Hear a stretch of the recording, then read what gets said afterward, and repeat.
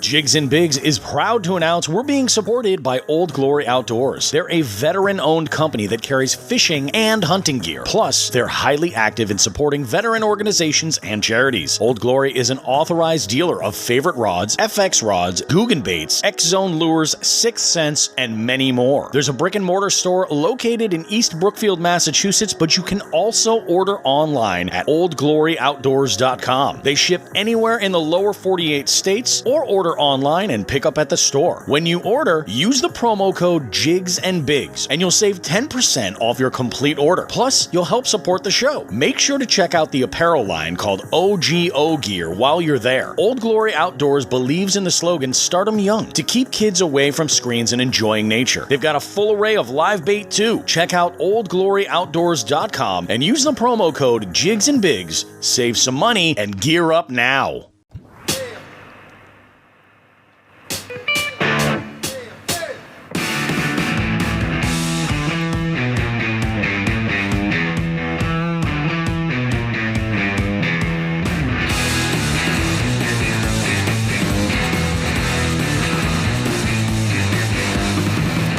All right, everybody, how we doing there? Jigs and Bigs here. It's Bobby Roast Beef.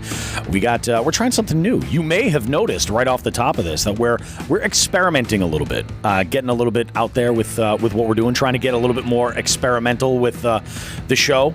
Rebranding, if you will. And we figure we would do this with the curtain wide open, the beef curtain, if you will, to sort of, get some feedback. So if you like this open, let us know. Jump into the DMs or contact us at jigsandbigs.com. I got Sean the Fisherman with me here this morning. We are talking a bunch of things. We're going to be talking about winter gear maintenance. We're talking rods, reels, talking cleaning your tackle. We're talking some news coming up with a great regional KBF program series that I think you're really going to enjoy here. We've got information coming with that in the interview segment. Plus, Sean and I had a huge weekend. We had something amazing that's coming down the pipe, and we want to share that information with you as much as we can divulge because we're sort of in the process of getting the details together. So grab yourself something to drink, maybe a cup of coffee. It's first thing in the morning, maybe an adult beverage later in the evening, of course, if you're 21 plus. And we're going to go ahead and get started with this in just a bit, all right? So don't go too far. We got more coming up right after this right here.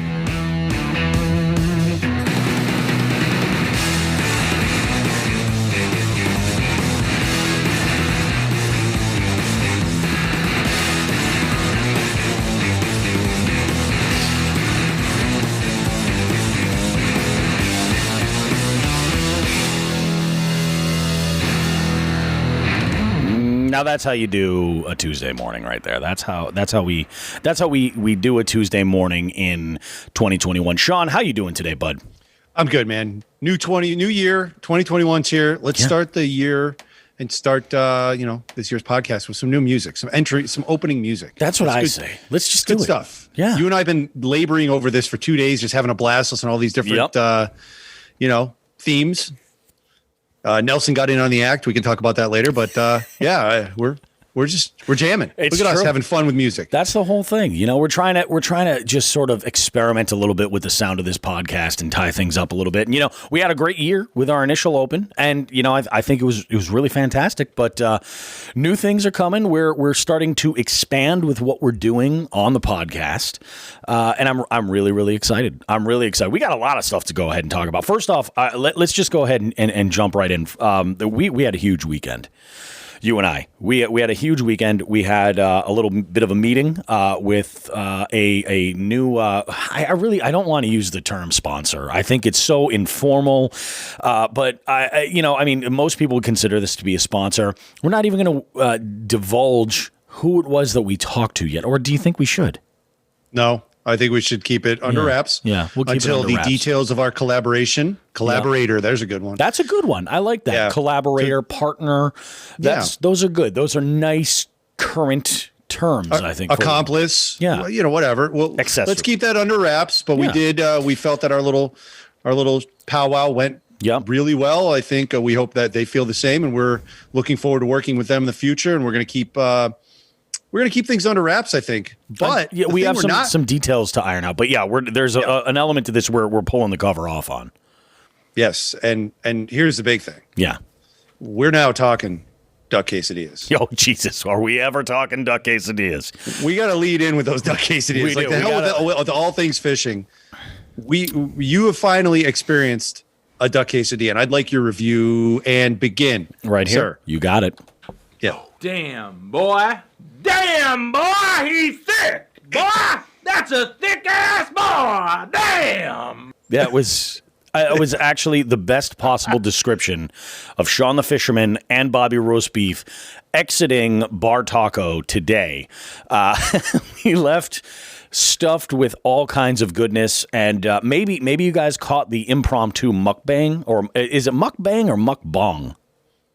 I don't know. That's a word I don't know. It was a video. I think it comes. I think it's. I want to say it's Japanese, I think, and the idea is basically, it's like a video of people eating and talking while they're eating. Like, that's it. I mean, I sign me up. I think it's wonderful. You know, I will gladly eat all kinds of delicious foods and then have a great conversation and be in good company.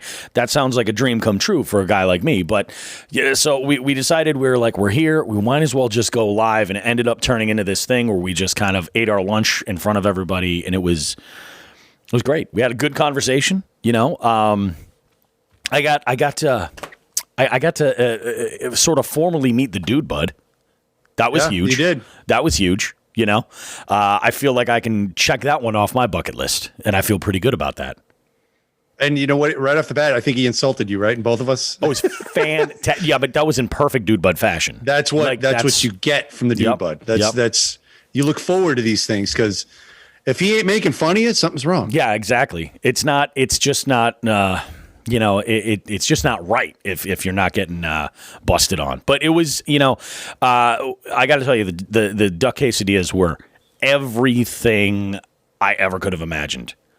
Yes. For those that aren't aware, duck fat is one of the most luxurious foodstuffs on the planet. And Bartaco does it right. And I mean, everything. I mean, I did the seared tuna on the bib lettuce tacos. Those were amazing. The plantains were amazing. What else? Even the chips were fantastic. Yeah. They were fantastic. So very good. And the reason why we're kind of so overjoyed about this is because we got to enjoy this amazing lunch in sort of a way of celebrating the new possibilities for the podcast, which is fantastic. So we're all about that. So very cold today. Like, actually it's funny. I was looking at a weather report, and it said, next week or so we're going to be slightly higher temperatures than average. And it's still, freaking the tundra out there. It is so cold. And, so no fishing on my end over here. Got a couple things that we're working on, though. We remember last podcast we had mentioned goals. We talked about things that we wanted to work on. I've got a bunch of things. I did a bunch of research this week to try to get further along in my goals and kind of hone in on the attention there. And there was a couple of things that I had done. I had reached out and gotten some feedback from listeners about lipless crankbaits, ones that they would recommend. And some of the most popular answers I got back were Sixth Sense. What was the other ones? Oh, the Red Eye Shads, Strike King Red Eye Shads, and of course, Bill Lewis rattle traps. Of course. And, some color recommendations had come in there, and I'm not going to blow up anybody's recommendations or anything on the show, but, I appreciate it. It's pretty cool. There is really, really good stuff. And the other thing, though, now, I don't know if you guys remember, but my goal was really sort of built around finding fish. That's kind of like the generic sort of umbrella, finding fish. So search baits and lipless cranks are a great place to start for finding fish. But that is only the beginning of it, really, because there's pre-planning that comes into it. And I looked into a couple of different things, and I think I found something that I'm gonna jump on here. I was looking for something so that I could chart in advance and take a look at maps and kind of break down a body of water, from my living room the night or in advance of actually getting out there on the water and look at some details as much as possible. And I found an app that I can use. I'm going to actually put this on my iPad so my old man eyes don't have to strain looking at my phone. But it's an app called iNavX, and with that I can subscribe to Navionics. And once I'm subscribed there, I can just call up the maps of where I want to be, and I'm good to go. So I'm very, very, very much looking forward to that. Good stuff, man. I'm very excited. Very excited. So, Sean, where would you like to jump in first? What topics would you like to cover? Well, we already mentioned the cold, so I guess we could start talking about the ice levels around here and how things are going. Well, I got a text from one of my neighbors on the lake. Oh, that's right. While we were at actually Bartaco, I never got back to him. So I'll do that later on. But he had alerted me that there was a number of people on the ice on our lake, which is not safe. We've got maybe 2 inches of ice and it's spotty. Yeah. The shoreline is not safe. I don't know how they got out there. So I'm hoping the bottom line before I get into any other ice reports, if you're going to go out there, 4 inches is safe. I prefer over 4 inches because I'm a big fat ass. So I like 5 inches. 5 inches. 5 inches. I like 5 inches. Yeah. So, so anyways, I'm making light of it, but please bring an auger or bring a spud.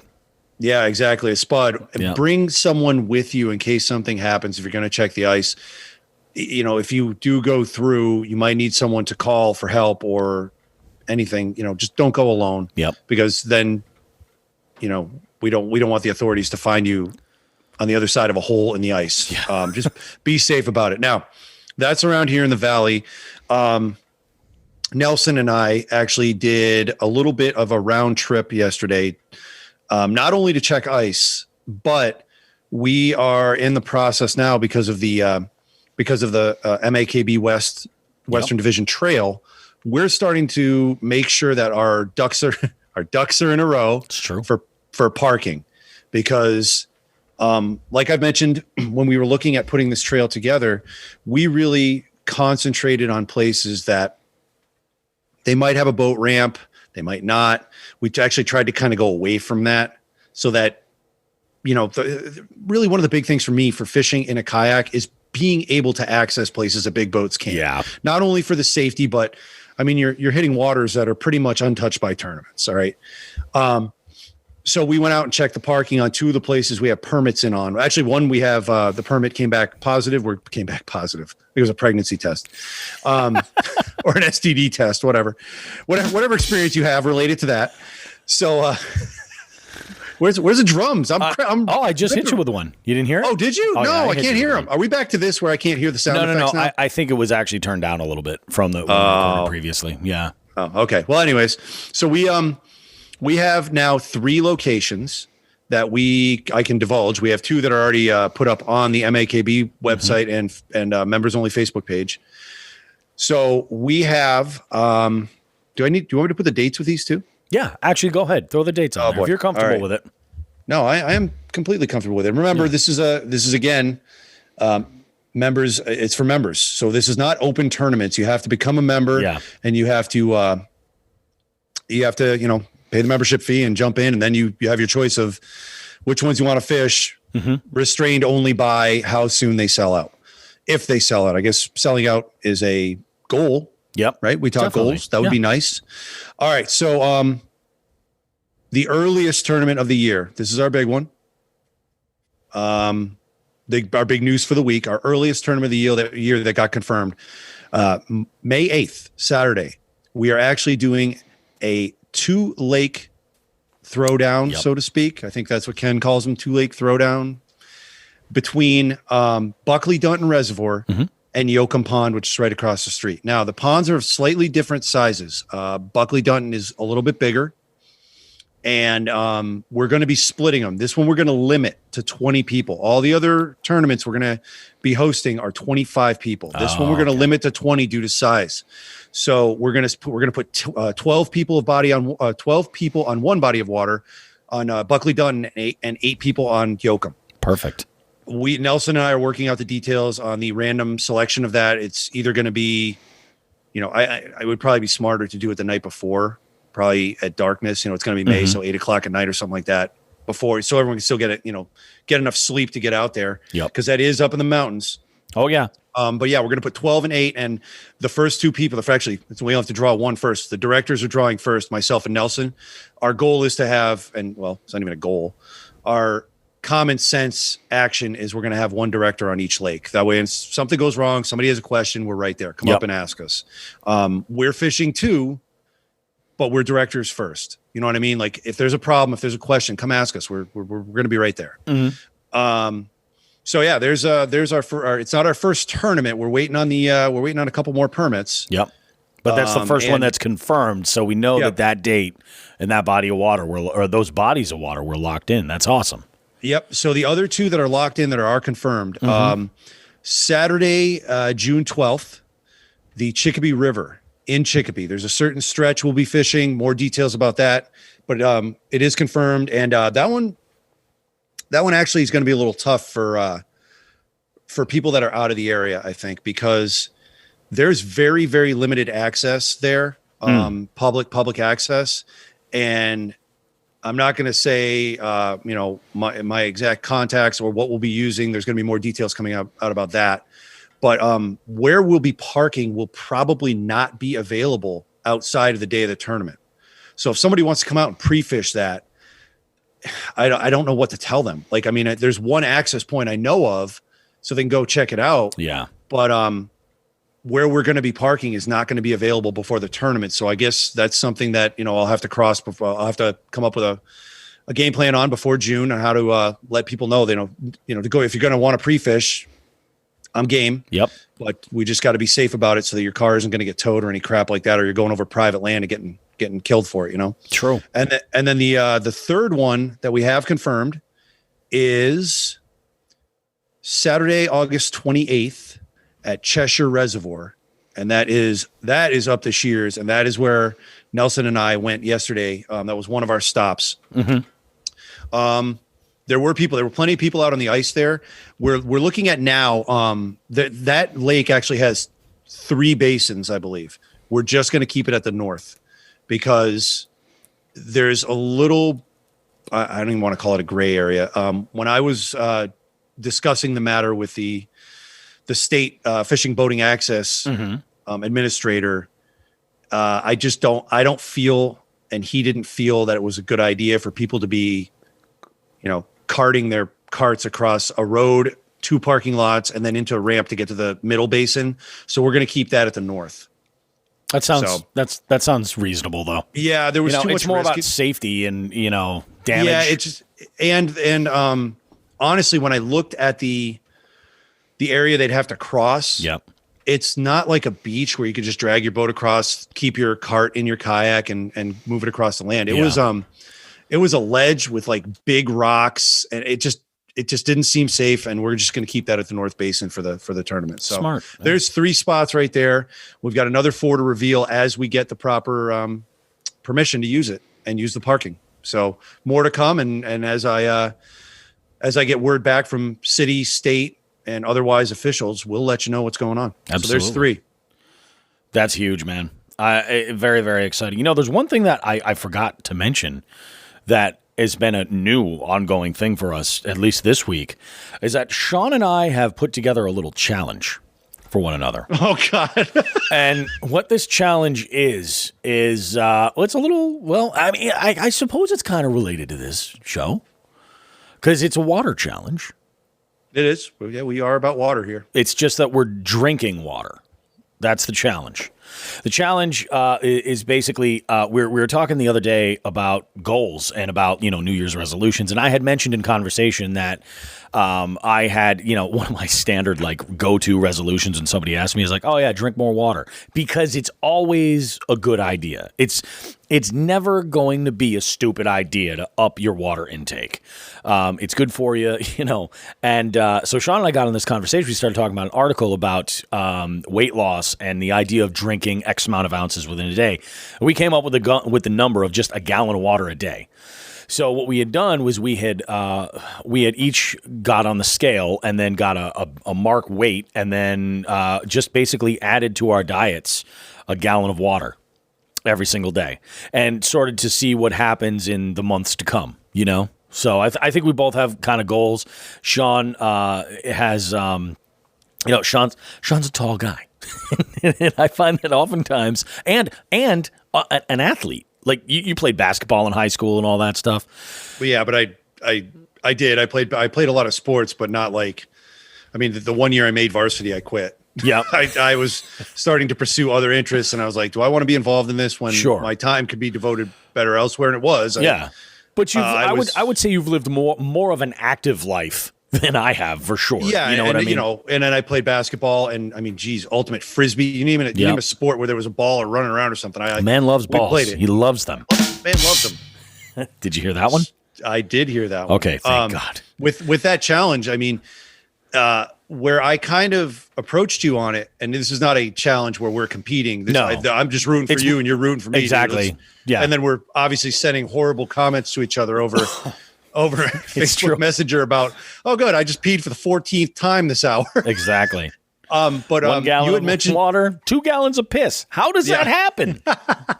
You had mentioned about drinking more water, and then what happened was, what really got the wheels spinning for me was I went to the doctor, and we've made no get the drum ready. We've made no bones about my knee problems on the show. I have major issues with my knees, and my doctor, I had x-rays taken, and he's like, yeah. So we had given you 2 years about 3 years ago, and we're way past that. So I am in rather deep, dookie with my knees right now. So one of the things that can help me out with pushing off, I mean, it's really up to me on when I actually got it. This sounds awful at my age, but I got to have full knee replacements, both of them. So, the doctor and I talked about it. He's like, and I know this, I always let myself go around the fall, starting with Halloween, the candy. Very and common. Then it just turns into Thanksgiving, and then that turns into pierogies, and then that turns into whatever we eat at Christmas with pierogies. And then after Christmas, before New Year's, is any leftover pierogies. And it's an out of control. You know what? Spiral. It's funny you say that, because it was exactly when I really noticed it, the weight gain. It was exactly Halloween of 1987. And that I never stopped gaining weight after that. It's just, I committed to it and I saw it through. Yeah.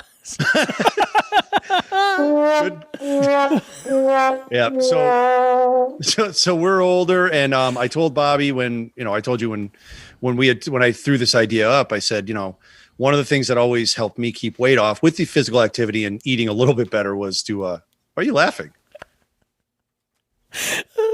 Damn, boy, he's sick.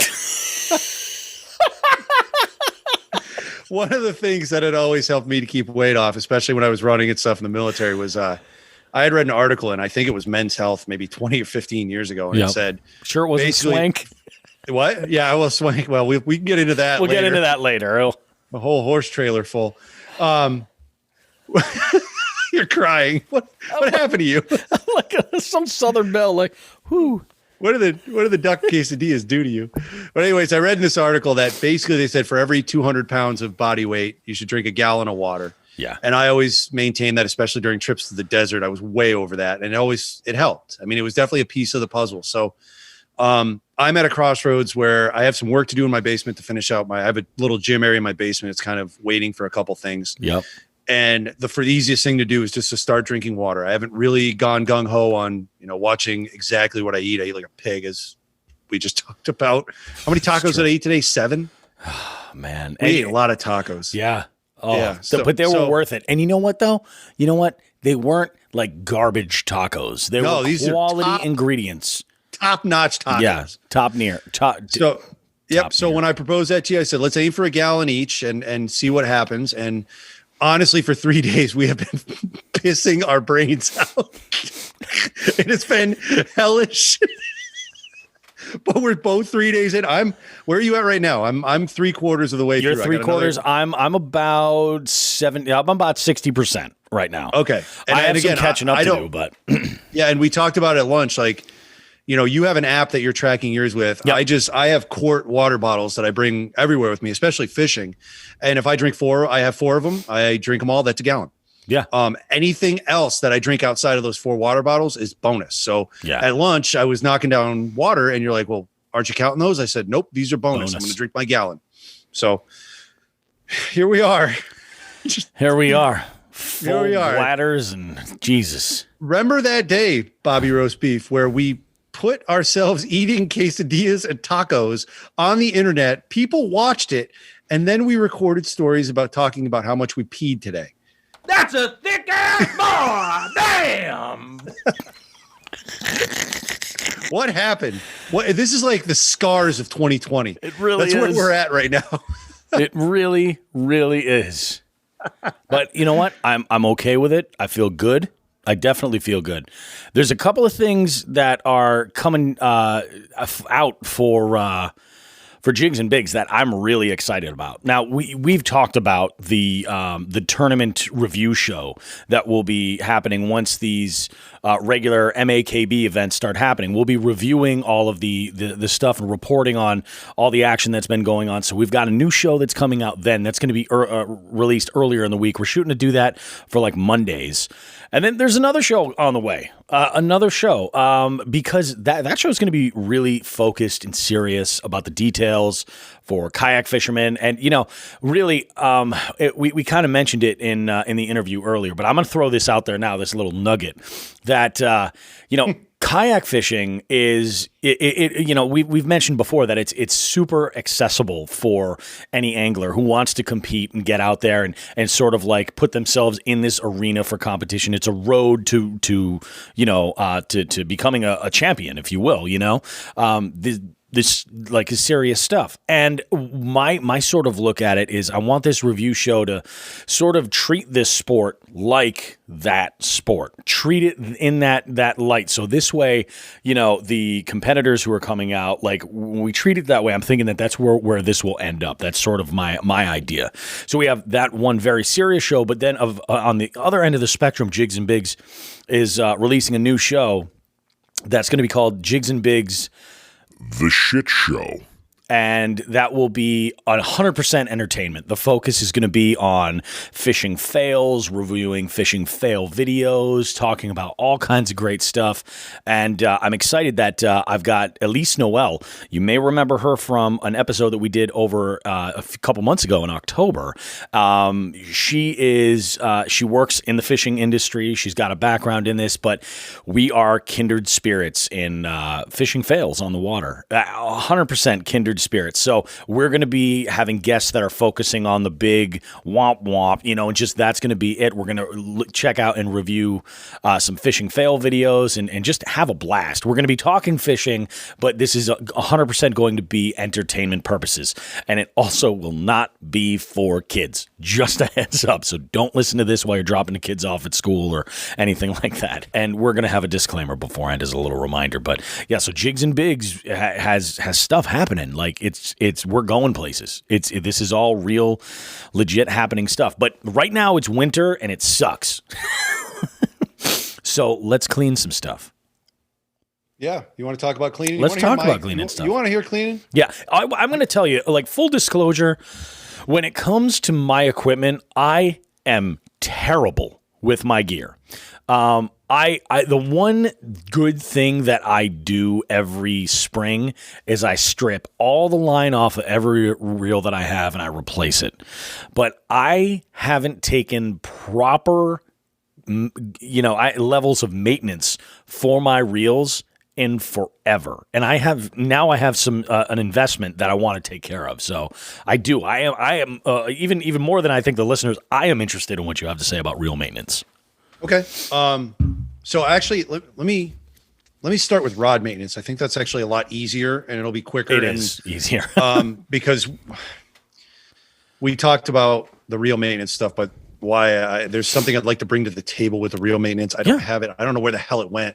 But as far as rod maintenance, there's a couple things. Like, number one, clean the whole thing. It's very easy. Take some water, take a sponge or a rag, make sure all the dirt and grime and shit's out of the reel seat, make sure all the threads are clear.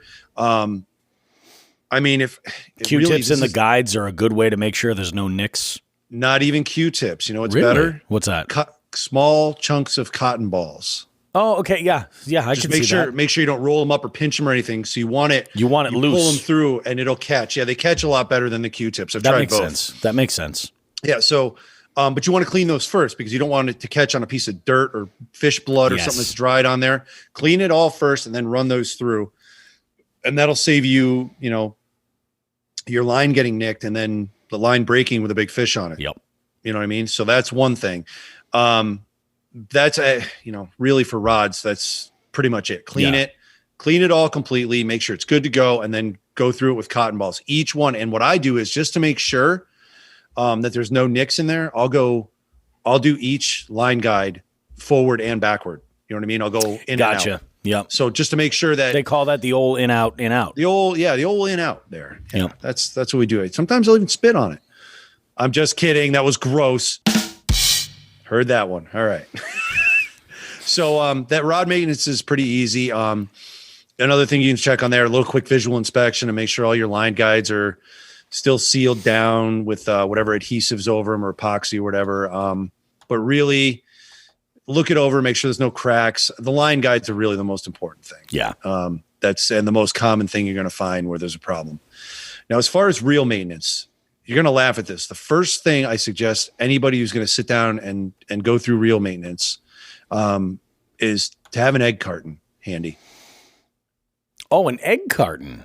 An egg carton. Usually, honestly, I think an 18 egg carton is probably the best because what you do is as you take a piece out, you put it in the first one, left to right, top to bottom. Yep. And then the next piece you take out, put it in the second, and then the third, and then the fourth. And that way you've got your order. And then when you're done, you go backwards and put it back together that way. Yeah. It's a way of organizing it. That's not a secret or anything. That's out there all over the place. Mm-hmm. The item that you and I have talked about years ago when, let me think about this. Probably around 2005, 2006. Yep. Somewhere around there, maybe even 2007. It was 2006. I had purchased 2 reels. I had purchased the Quantum PT series of that year. That was the first year they came out. Mm-hmm. They were like a really shiny, multicolored finish. Like it was reflective, but it was like all colors of the rainbow. Oh, okay. Yeah. That was the first Quantum PT series. And I bought a spinning reel and I bought a bait caster.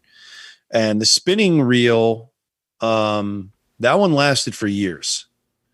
And the bait caster, the first or second trip I took it out was a camping trip in Texas, and it rained that night.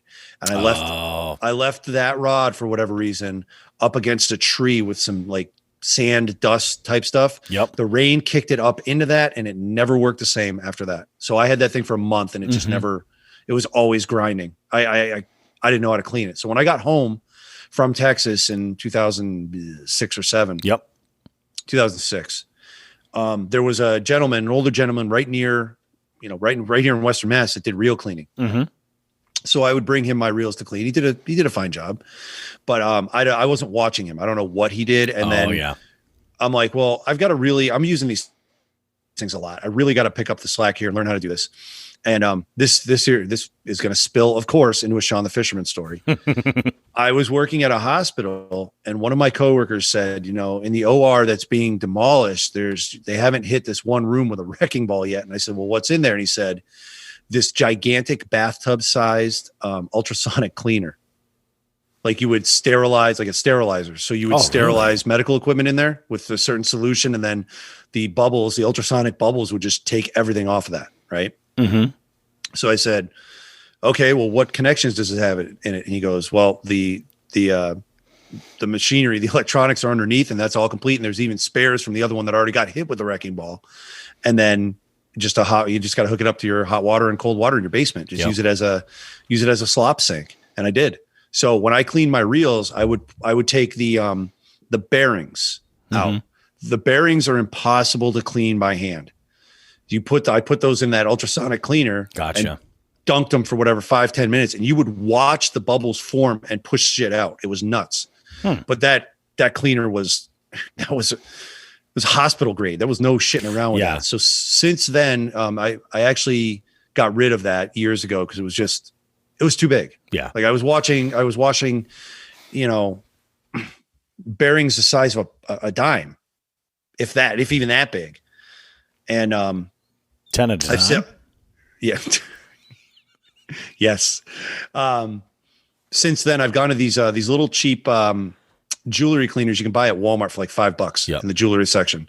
So you can buy a solution, throw them in there and let them just go because they're not as powerful as the one I have. So I might clean all the rest of the reel while the bearings are in there. It might be 10, 15, 20 minutes. And just, that's that. And then canned air or a compressor is the best way to get anything that's been loosened up out of those. It's not anywhere near as effective as the other way, but it has extended the life on some of my reels. As far as everything else goes, it's pretty simple. For bearings, 1 drop of the reel oil. Yep. And for the worm guide, 1 drop of the reel oil. Yeah. And let me think about what else. Is there a different lubricant for the worm gear? No, just whatever reel oil. I use whatever reel oil I'm using. Oh, okay. But here's the thing: anything with teeth, except for the worm gear, gets grease. Yeah. Oh, yeah. And then the worm gear gets oil. So there's the book. I bought a book on it when I got home after I stopped using that gentleman who was cleaning reels, and I don't know where I looked for it all week. I can't find the damn thing. I have no idea where it is. So it might have slipped into a bin up in my storage area in my house. I have no idea, but that book was invaluable, and I don't actually need it anymore. I know what I'm doing, but it's just to learn. It's helpful. If I can find the title of that book, I'll make sure that we get the information out so other people can learn to do this. Now, spinning reels. Yep. Spinning reels seem more straightforward, and I actually have more problems with them. I feel I never get a good clean out of a spinning reel. Yeah, I don't know why. Sometimes I feel like I have problems judging the amount of grease that's going in. I get them clean. I make sure that everything's clean. It's just once I put everything back together, that's where I come across issues. So sometimes I'll get a reel that takes a little while, maybe for like the grease to distribute. So that would probably tell me I'm either not using enough or putting it in the wrong spot, but I don't know. So those, I wish I had the book in front of me. I wish I could tell everyone buy this book because it helped me learn. I don't. Yeah. But really the bottom line is that if you're using your reels a lot, whether it's fresh or salt water, what's going to help prevent the increase in cleanings that you have to do a year is whenever you get home, line them all up and hit them all the reels with a hose. With the hose, yeah. And I am slack on that. I really should do it more, and I don't. But that helps push that major cleaning off. I'll tell you what, there's something about running clean water through them, because over the summer, when I dumped my yak, and I thought I got a bunch of gunk in my Shimano Corrado. I thought I destroyed that reel. It was grinding and it sounded terrible. So what I had done was I took it off the rod. I had opened it up and let the air get at it so it could dry out. And then once that was done, I removed the spool, and I actually there's an eyeglass cleaner that I keep in my laptop bag, and it's terrible. I keep meaning to throw it out, but there's a little brush on there. And I opened that up and I went in and I brushed it all out, got all the sand out and everything, cleaned it up, and it started to work a little bit better. And then I sat and I let it dry really, really, really good. Got it, did it one more time once I got home. And then I ran it through under the sink just for a little bit, just to get basically flush out whatever was in there. And it is flawless right now. One other thing to keep in mind too, if you're buying new gear and let's say, Christmas just passed, let's say you got a new reel for Christmas. If you've still got that box, go through that box and keep your schematics for those reels, because they come included with the reel for a reason, so that you can take them apart and then put them back together. So if there's any confusion, you're like, where does this go? Or what direction does it go? Or, you have an idea, you have a guide in front of you to kind of walk you through it. And another tip that I've heard a lot of people say now is every time you take a piece off, take a picture with your phone. Yep, that's a good one. And then with the reel reel schematics, a lot of companies now will post their schematics online. Even older reels, they're making like a database of it. So that's one thing. As far as tools go, and it's definitely a good idea with the pictures. That goes for anything. That's if you're doing work at your house, you name it, take pictures of it. Cell phones are great. Now you don't have to go developing shit. You know what exactly. I mean? With tools. So what I use for tools is I have a small I want to say it's what's a Home Depot brand? Husky, right? Husky's their house Husky, brand. I think or Ryobi is another one. Yeah, But well, I think Husky's like hand tools and stuff. Yeah, I have a small set of, I believe, Husky eyeglass screwdrivers. You know what else Husky is another term for? That's a thick ass boy. Damn. We're gonna take that away from you. I can't have nice things. No, you can't. But yeah, a set of small eyeglass screwdrivers. Number one. Yep. Number two, your reel inside your reel box, there should be a wrench specifically for one particular nut that is on the shaft. Dude, I just said nut and shaft. You did. I'm not giving you the drum because I'm trying to redeem ourselves. Oh, okay. So there's one that on the spinning reel, it's on the shaft that the spool sits on. Yep. On the bait caster, it is, where the hell is it? Let me think about this. You need it for both. The bait caster. You know what it is? It's on the reel handle. I was going to say it's probably near the reel handle. It's on the handle under. There's usually, most reels now have a cap that goes over it, right? The first thing you take out is the screw that holds that cap on. Yep. The second thing is the cap goes, and then that cap fits on that nut. You take the nut off, and then you can take your reel handle off. Yep. The first thing you do with a bait caster, I'm not going to go through every step of cleaning them, but a bait caster because we don't have the time for this. Mm-hmm. Yeah, that's the first thing you do. So if you do lose that wrench.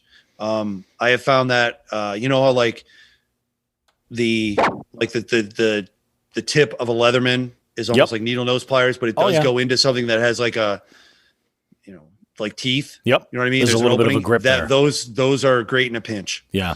But that's one thing to keep. As far as tools, like I said, the screwdriver set, have a Leatherman or a Gerber, whatever your choice is, a multi-tool on hand. Q-tips are always great. I always keep paper towels around. That's for drying too. If you do have to put something in that little ultrasonic cleaner that you know, I'm recommending you pick from Walmart. You want to dry it, everything. Yep. Whatever reel oil and reel grease, you need both. It's not one.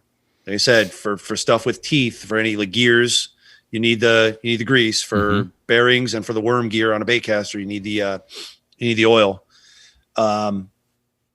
Yeah. Let me think. What else? Screwdrivers, Q-tips, paper towels, oil, grease. I think that's it. I mean, I'd have to have it in front of me sitting down, but that's pretty much. And the egg carton. The egg carton's huge. Yeah. And I actually get those what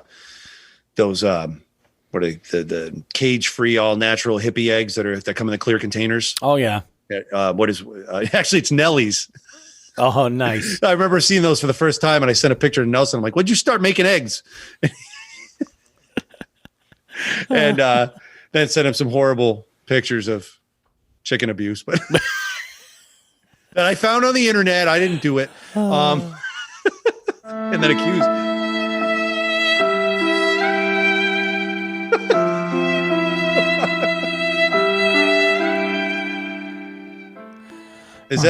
Is that for the chickens? That's for the chickens. For the chickens. So yeah, and then I accused Nelson of impropriety with chickens. But yeah, those clear ones are great. You can see what's in them, and it's good to go. So I wish I had more detail on that, but like sometimes, like great example, cousin John had a reel that I think he picked up secondhand and said, "Hey man, can you show me how to clean it?" And every reel's got its own nuances, and I'm like, "Yeah, no problem." And I cracked it open, and within like 15 minutes, I was just all jacked up, and I'm like, "Yeah, all right, I got to slow down. This one's different." Like I at this point now, I'm really keyed in on loose reels, and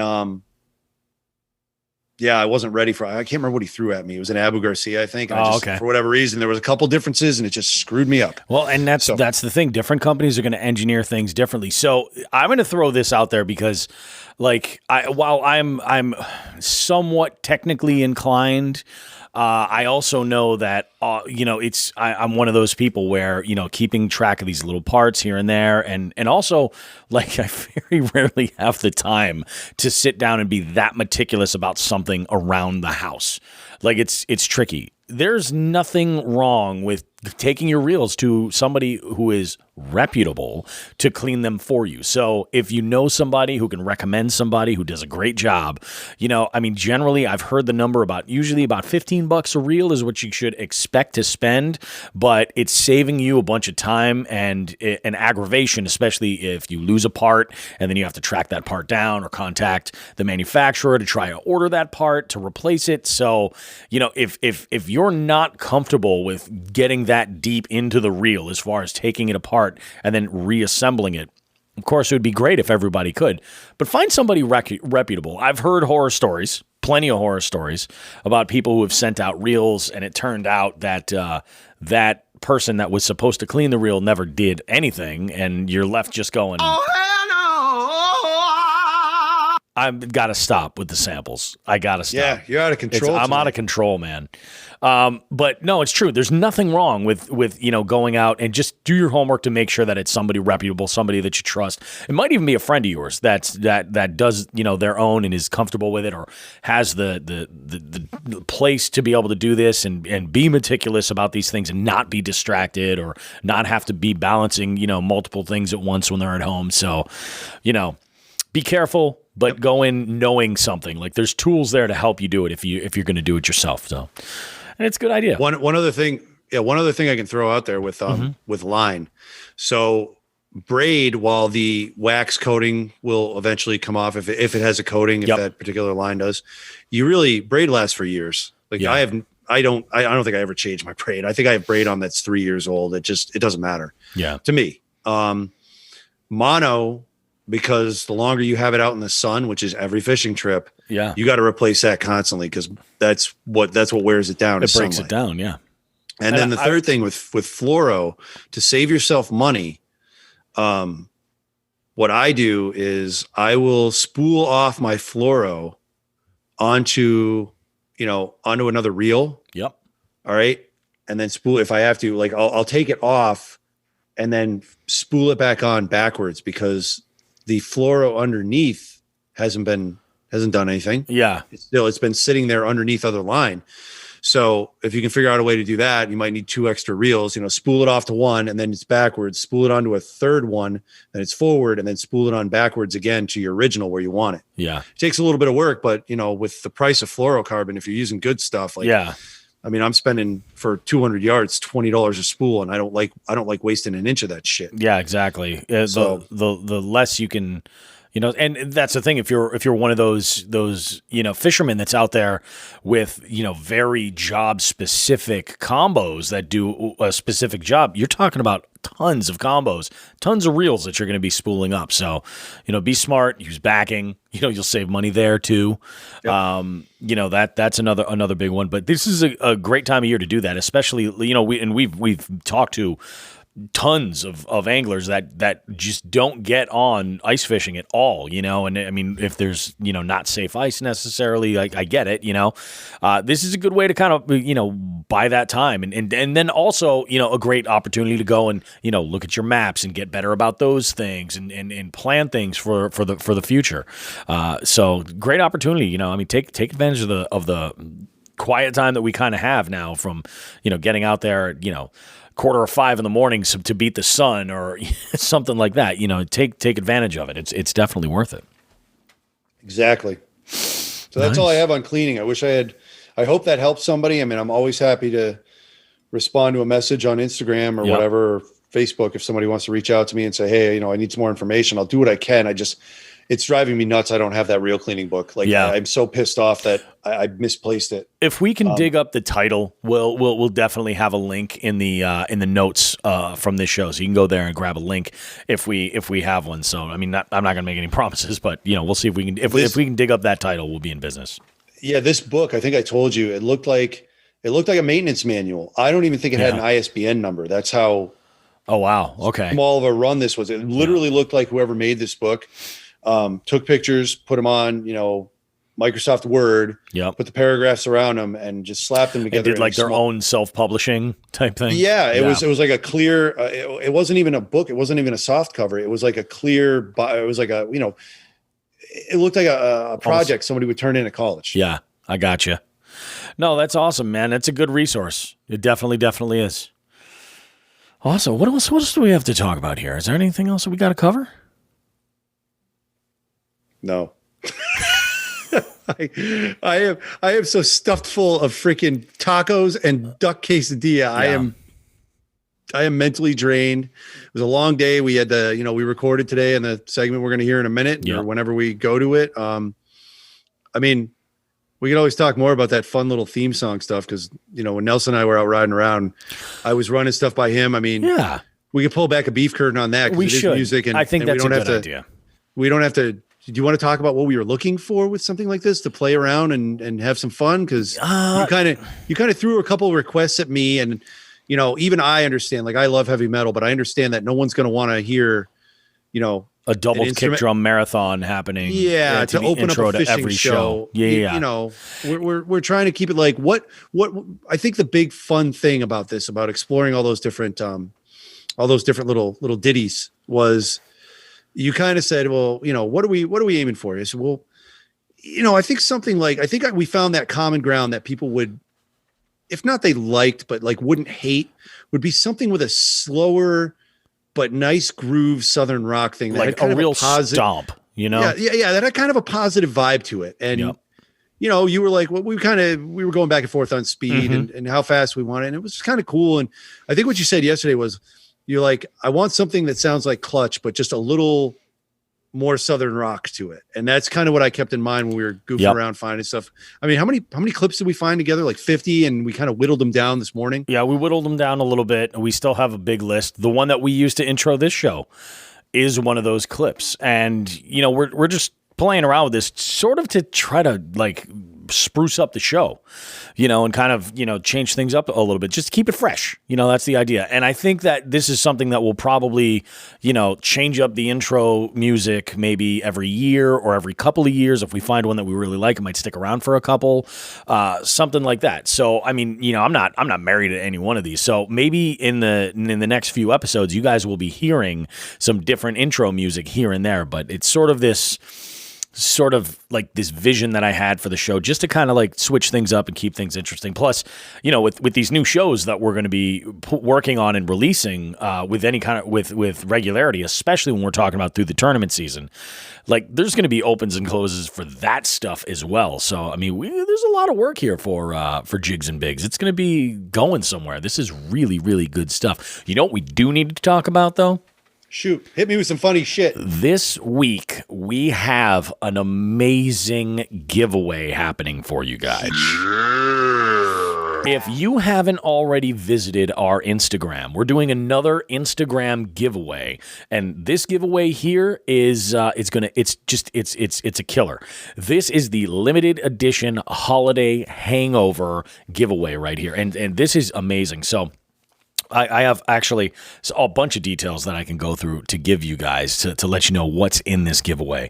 So what do we have here? Well, we got a few different things. First off, we've got, let's see, the holiday hangover giveaway. What we're doing is everybody's feeling a little bit of a burn from all of the holiday cheer and everything that was right behind us. There's always that lull. It's been a weird 2021. So far, we didn't even get a weekend, and then it got crazy. Okay, so everybody's a little burnt out. New year, new me, and everybody's like, okay, so we have a few items to put together for a really great giveaway that's all wrapped up in a nice little unique showpiece, if you will, just for you. And inside the box, what we've got is one of our limited edition jig kits from Jigs and Bigs, and we've got more information coming down the road with that. They will be on the website in the near future. We have an official MAKB face buff, which is awesome. That's very limited edition. Can't just go and get those. We've got some awesome soft plastics from our good buddy Damien over at Stretching Lines Anglers Gear. Love the soft plastics he puts together. I'm a big fan of all the things that he has going on there, and he's really innovative. He's got some creative stuff happening there. What else do we have? We have an ARC CM36 crankbait. That comes to us from our good friend Joe over at Old Glory Outdoors. Not to mention we have a little care package from our homies at Hookshead Hoodlums. We have a limited run t-shirt from our favorite local breakfast and lunch spot, Mrs. Mitchell's Kitchen. We've got a box of baits from Dark Horse Tackle, which we did a little unboxing of what's in that box. There's some great stuff in there. And we have another prize, too, from our new friends, Three Bells Outfitters. They are they kind of are all things kayaks, really. They do rentals, they do service, they do sales, and they're located in Niantic, Connecticut, right. They're on Long Island Sound right there, aren't they? I believe so. I think so. I'm not 100% sure, but they're right on the water. Like, they have a great thing going. We made some good friends over there, and they wanted to jump in on this giveaway.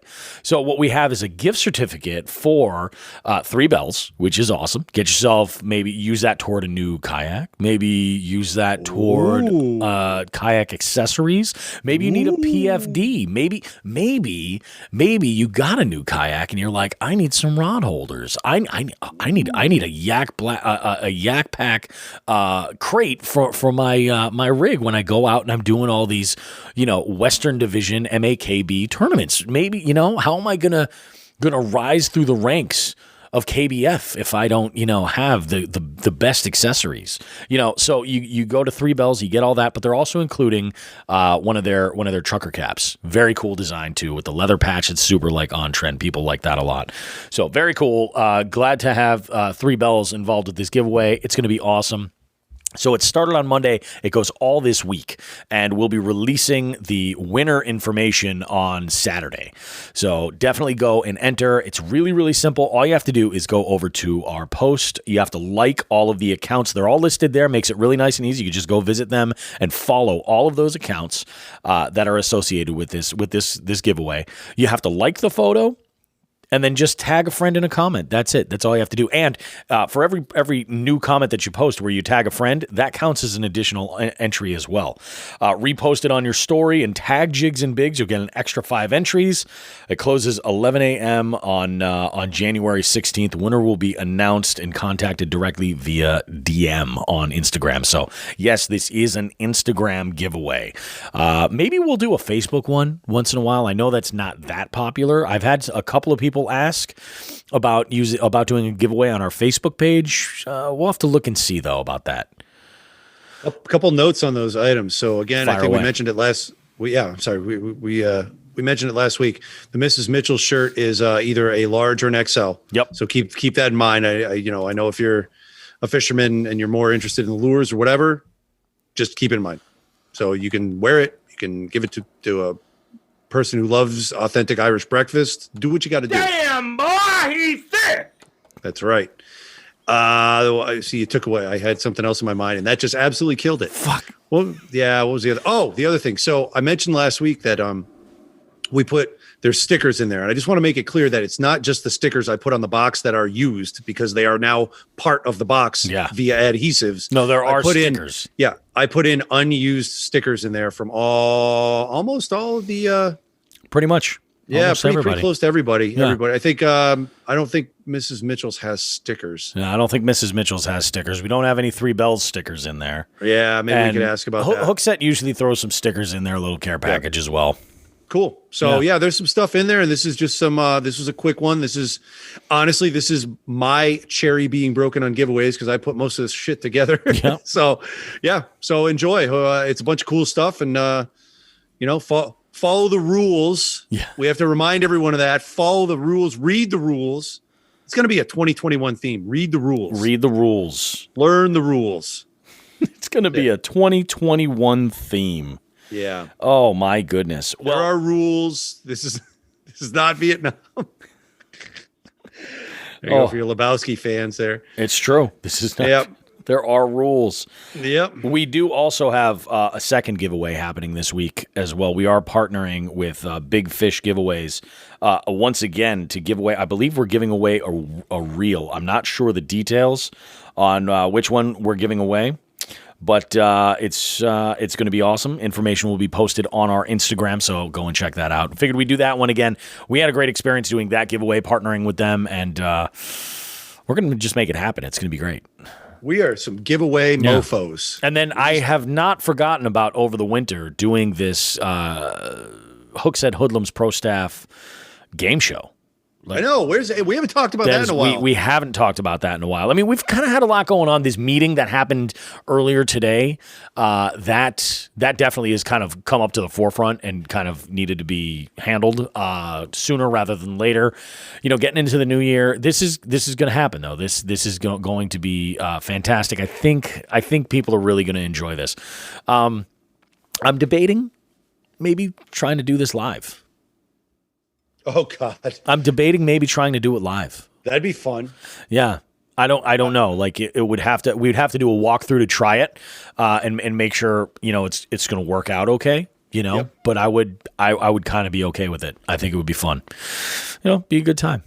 If we do it live, you can delete my suggestion of me sitting on hand and laughing at people as they miss my questions, my harder ones. Yes.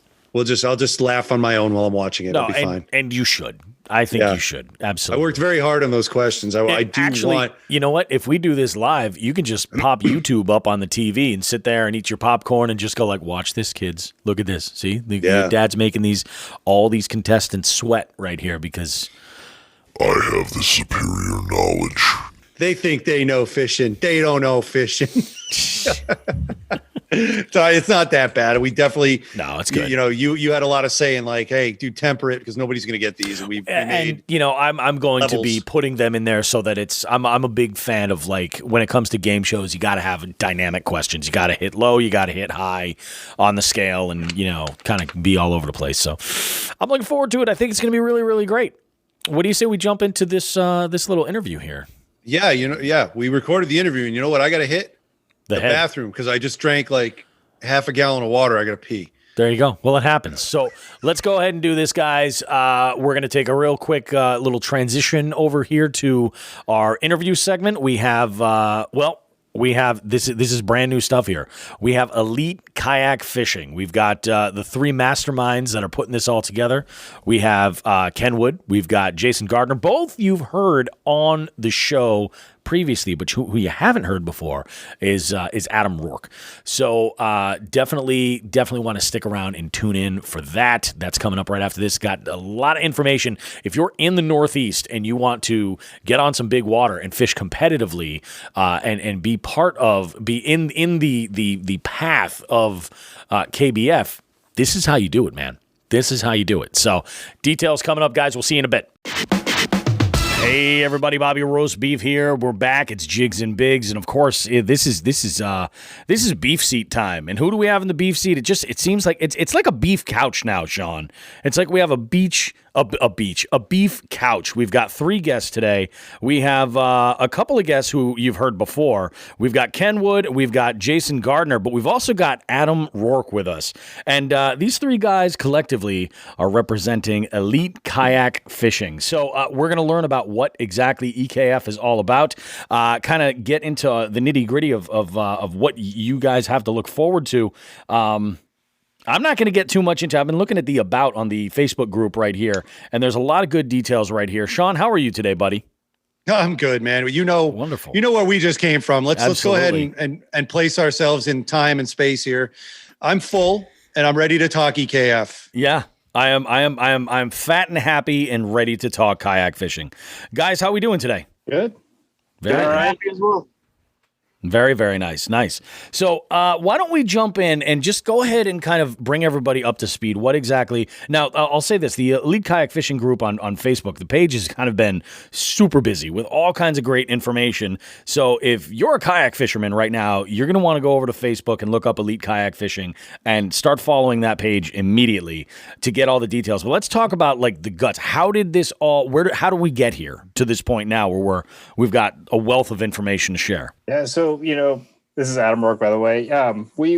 Ken, Jason, and myself, we've been working on this idea for a little bit now and just kind of thinking about, how we can get some of the guys in the Northeast to get them out there to travel some bigger waters and, and traveling just for the KBF events and stuff. And we know we have a lot of guys in the area that they want to travel a little more. They want to get out there, but that we also know they can put on the show and they're great fishermen, so we were, over the past couple of years, and especially with COVID, we've been seeing how tournaments and things have changed. And we've been kind of, waiting for these bigger trails to kind of recognize the Northeast as a fishery and such. Just the quality of fishing that we have, and just kind of came to a point where we're like, you know what, let's just do it on our own. And that's kind of how we got here. So we want to, set up a trail that gives people opportunity to travel, fish big waters, but without the commitment of, having to drive 30 plus hours in the car, take a week off, spend, the amount of money that, some KBF events cost, which is fine for some, but not everybody has the flexibility and the resources to make that commitment. So wanted to give people an opportunity to compete at a higher level. It's not not a jab at any other trail, but we have a lot of smaller trails in the Northeast that are just great and full of great fishermen, and just saw an opportunity to bring them all together. The numbers in the Northeast for KBF events and such, they've just been growing like crazy. And it's just, we just saw the opportunity and the potential there and went for it. That's awesome. That's awesome. Now I'm looking at in the about section, you've got a list of dates that you currently have lined up, and you guys cover some land. I mean, you're basically talking about pretty much you're covering the northeast corner of the U.S. You've got some pretty good coverage there. Yeah, when we were looking at our schedule, what we talked about was, trying to get an event as far east as we could, as far west as we could. We hit the south with New Jersey, and then, try to get a couple in the middle. So, everyone had an opportunity to fish some events that were close, but the rest of the events were, the longest, I think, drive I have is like 6 hours. And, I'm as far east as you can get, which means, the far west, they got 6 hours as for the furthest travel. We do have a little bit of an issue with Hopic Tong. They're not willing to talk permits. And then when the guys reached out the other day, I guess a bass boat club already picked the date that we have in mind. So we're likely going to have to move. We're going to have to move that event.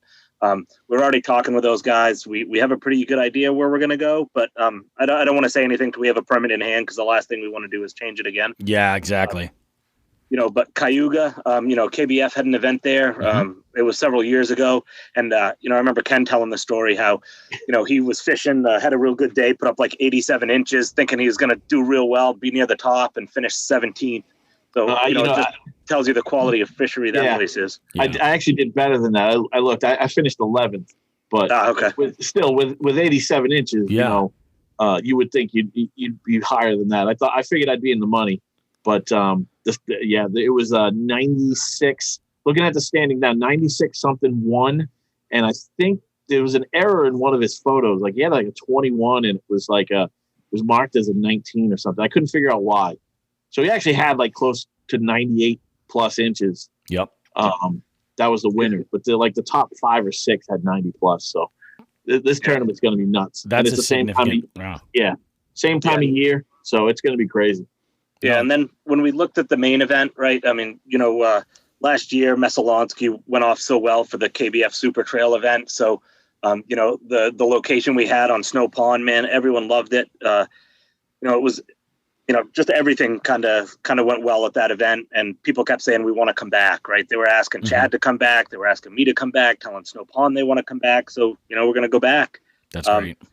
Yeah, when we were looking at New Hampshire, Winnipesaukee was really, the only choice in a way. There's a lot of places in New Hampshire that could hold an event this size, but most of them just had like 1 or 2 launches. And if we really think we're going to get 120 to 140 people, 2 launches doesn't really work. Yeah, you need to facilitate that. Yeah, Winnisquam would be great, but it would have been limited launches. Yeah, we can only find 2 there. So, and then the championship event, when you're talking the Northeast, there's no better place than Lake Champlain. We've been trying to get anybody to go to Champlain for a long time. And so, when we were putting this trail together, I mean, the Champlain event was the first one, right? We knew that was going to be the championship. We knew where it was going to be, when it was going to be, and then it was just filling in around it. That's awesome. And what a weekend. That's the Bobby Roast Beef birthday weekend. Whoa. Yeah. This is pretty impressive. So how is it that you guys are treating, memberships and rules? Is there anything different than a typical trail that a competitive angler may have experienced already, or what would it be like for the new angler? It's pretty much, we're following KBF rules. Yep. We have a couple of addendums, right? We're catch only. which at the time KBF has switched to that, right? They're catch only for the trail events now, and so at the time though, they were still allowing the hog trout for everything. So I think that's the only difference, right? Or is there one more? Oh boy. Can't think of any others. Should have looked at this. Yeah, I don't recall there was another addendum, but I just don't recall what it was off the top of my head, of course. Yep. But as far as membership, though, if you want to look that up, Ken, but as far as membership goes, we're not charging any membership fee, right? We all pay enough membership fees. You know, the local trails all have them. KBF has them. So, you know, it doesn't make any sense whatsoever. We just want to get people out there fishing with us. Yeah, so just the typical entry then, right? Yeah, exactly. Cool. But we do want people to on fish because we're using Fishing Chaos instead of Tourney X. So we will there is a club set up on Fishing Chaos, so they will have to join that as a member, but it's free. Oh, that's cool. Yeah, so that's just the Fishing Chaos thing. But back to the rules, we do have a kind of a significant change to one of our rules, and it's the cooperation and assistance rule, where basically ours says that during official competition days of the tournament, except in the case of an emergency, competitors may not use any type of communication device, CB radio, VHF, cell phone, etc., for the purpose of locating or catching fish. Basically, you cannot, you're not. God, one of my biggest complaints about the kayak fishing community and the tournaments and everything is that there are a lot of anglers who work together as teams. You can go back to KBF's 2016. I posted about it after my first national championship. It's one of the first things I saw. I went down there alone, and you see 6-7 guys fishing an area together, and they're talking to each other, and they're on the cell phones. And then I watched videos after that where, like, every time somebody would catch a fish, he had a CB radio like attached to him, and he would click it, and he would say something, and I don't know what he was saying because there was music over the video, but. And then there was another angler that talked about how, like, as working as a team, they all become better anglers. And I'm like, holy crap, that's not what this is about. This is, individual tournaments. So that rule kind of, it might irritate some people. And it's really kind of one of those things where it's hard to police, but supposed to encourage anglers to, fish alone. You know what I mean? Don't call your friend when you're on fish and tell them to come over and fish with you, that sort of thing. Yeah. Because that's team fishing. I mean, I'm sorry. During the tournament, you want to do it after the tournament, before the tournament and all that stuff. But during the tournament, you're fishing as a team. Yeah, that's a good point. It's basically, that's what the other professional bass organizations do. That's the rule they have in place. A lot of them anyway. That makes sense. I saw something that you had posted, Ken, about the Angler of the Year format. You want to share how that's a little bit different than a typical sort of format? Yeah. So, a lot of Angler of the Year formats, like my bass club, I'm a bass club for bass boats and stuff. It's like, you fish a tournament, you win, you get 100 points. I think they do 2-point decrements from there. Yep. And I think if what do you get? 7 points? I can't remember. But anyway, there's not enough people in the club to where you place last and you're still getting, if you catch fish, you're getting 50 points, whatever it is. So if you have an angler under that format, if you have an angler that does well in like one tournament, in another tournament, say he wins one, he does really well in another, he's at the top. I mean, at that point, as long as he does well, he's going to stay at the top. And then it gets to a certain point where it's like he just has to show up, right? Yeah. And he's going to get enough points to stay at the top. You can't beat him. There's no way. And when I set up MAKB, I went with the same kind of format. And throughout the year, I kind of realized, okay, this isn't working because I was in first place, but I'd only won like one tournament. My buddy Bruce had won like 4, I think, that year at that point. And he missed the tournament, right? And it was crystal clear that as long as I showed up and fished the rest of the tournaments, even if I placed last, he wouldn't have caught me.